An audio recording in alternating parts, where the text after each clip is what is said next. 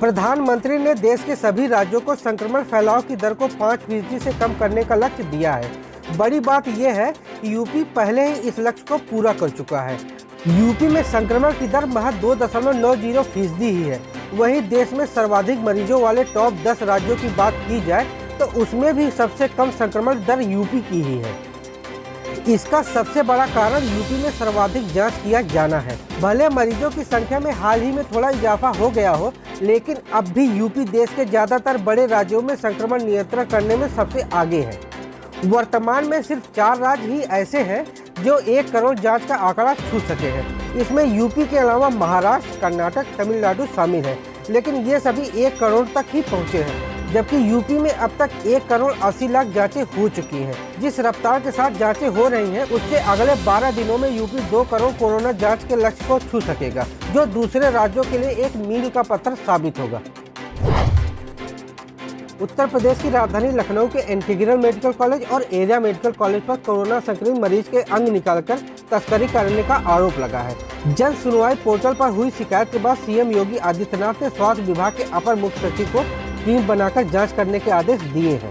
चिन्हट के पक्का तालाब इलाके के रहने वाले शिव प्रकाश पांडे ने बताया कि उनके बेटे आदर्श ने 11 सितंबर को कोरोना जांच करवाई थी। पॉजिटिव आने के बाद उन्हें 15 को इंटीग्रल मेडिकल कॉलेज में भर्ती करवाया गया था। भर्ती रहने के दौरान ही आदर्श ने बहन को व्हाट्सएप पर इलाज में गड़बड़ी और मरीजों के अंग निकालने की आशंका जाहिर की थी। इस बीच आदर्श को जनरल वार्ड से आईसीयू में शिफ्ट किया गया।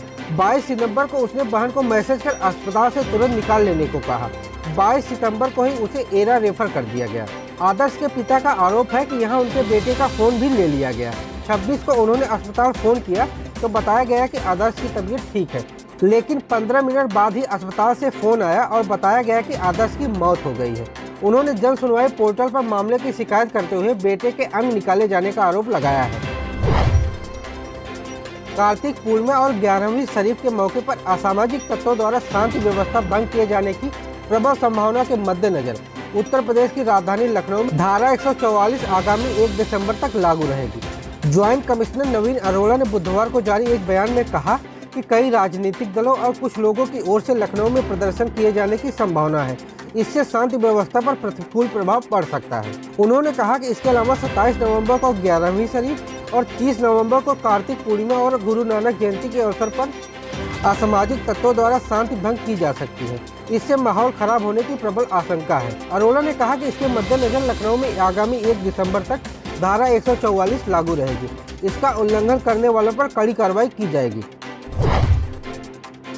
लोगों को दोस्ती निभाते तो खूब देखा, मगर शाहजहांपुर की 2 लड़कियों ने दोस्ती निभाने के दौरान जो किया वह हैरान करने वाला है। यहाँ एक लड़की की सहेली को उसके घर पर फटकार लगी तो उसने अपनी सहेली के साथ अपना घर ही छोड़ दिया। फिलहाल पुलिस ने दोनों को बनारस से बरामद कर लिया है। 5 दिन पहले लापता होने के बाद दोनों सहेलियों की लोकेशन पहले लखनऊ, फिर उन्नाव और उसके बाद बनारस में मिली थी। फिलहाल पुलिस दोनों से पूछताछ कर रही है। दरअसल थाना सदर बाजार क्षेत्र के रहने वाले युवक ने थाने में तहरीर देकर अपनी लापता बहन को बरामद करने की गुहार लगाई थी। एसपी एस आनंद को 2 युवतियों को लापता होने की खबर मिलते ही उन्होंने तत्काल पुलिस को 2 टीमें बनाकर युवतियों को जल्द से जल्द बरामद करने के निर्देश दिए थे। उत्तर प्रदेश के बुलंदशहर में एक अनोखा निकाह हुआ है, जिसमें घराती बाराती दुल्हन तो शामिल हुए, लेकिन दूल्हा नहीं था।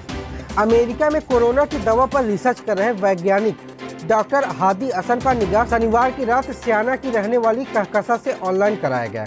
अमेरिका में बैठे दूल्हे की बारात का सियाना नगर में पहुंचने पर जोरदार स्वागत हुआ। वहीं सोशल डिस्टेंसिंग के साथ शादी की सभी रस्में और रिवाज भी हुए। सियाना के मोहल्ला चौधरियान के रहने वाले एहतसाम की बेटी कहकशा का रिश्ता हापुड़ के रहने वाले वैज्ञानिक हादी हसन से हुआ था। डॉक्टर हादी हसन अमेरिका के यूनिवर्सिटी ऑफ फ्लोरिडा में रहकर कोरोना वायरस पर रिसर्च कर रहे हैं, जिसके चलते अपनी शादी में शामिल होने भारत नहीं आते।